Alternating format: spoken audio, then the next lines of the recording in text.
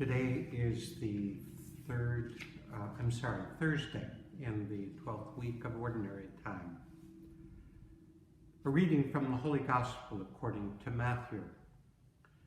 Jesus said to his disciples, "Not everyone who says to me, 'Lord, Lord,' will enter the kingdom of heaven, but only the one who does the will of my Father in heaven.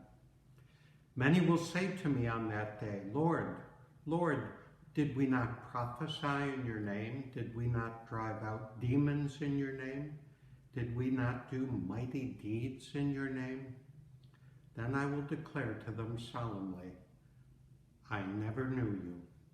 Depart from me, you evildoers.' Everyone who listens to these words of mine and acts on them will be like a wise man who built his house on rock. The rain fell, the floods came, and the winds blew and buffeted the house, but it did not collapse.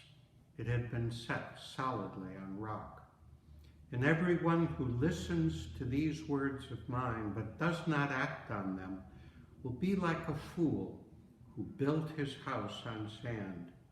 The rain fell, the floods came, and the winds blew and buffeted the house, and it collapsed and was completely ruined."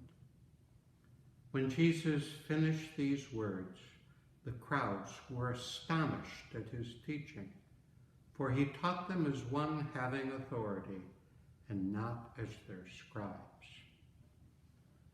My brothers and sisters, the gospel, the good news of our Lord Jesus Christ. Today's reading brings to conclusion what has been called the Sermon on the Mount, a name that was given to it by St. Augustine in the 5th century. It extended from chapter 5 all the way now to the end of chapter 7. The only ones that Jesus will recognize is the one who listens to these words of mine and acts on them. It might be a good time to review what we've been listening to over the past couple of weeks in hearing the Sermon on the Mount. It's a very demanding teaching. It's a demand that goes far beyond what the Jewish law required. But it's by following the Sermon on the Mount that we are recognized as disciples of Jesus. As Jesus says, it's not enough simply to say, "Lord, Lord," simply to recognize who he is, simply to mouth the Nicene Creed every Sunday, simply to have one's name in the parish registry, simply to be one of the crowd. Something more is required. We need to listen, first of all, to the words of Jesus. Secondly, we need to understand them. Not simply read them and repeat them and mouth them like parrots, but rather to understand them deeply enough that we can incorporate those words into our lives. And once having incorporated them, once having made them part of who we are, our very personality, we're called to act upon them. It is only these people that will be recognized by Jesus as his disciples.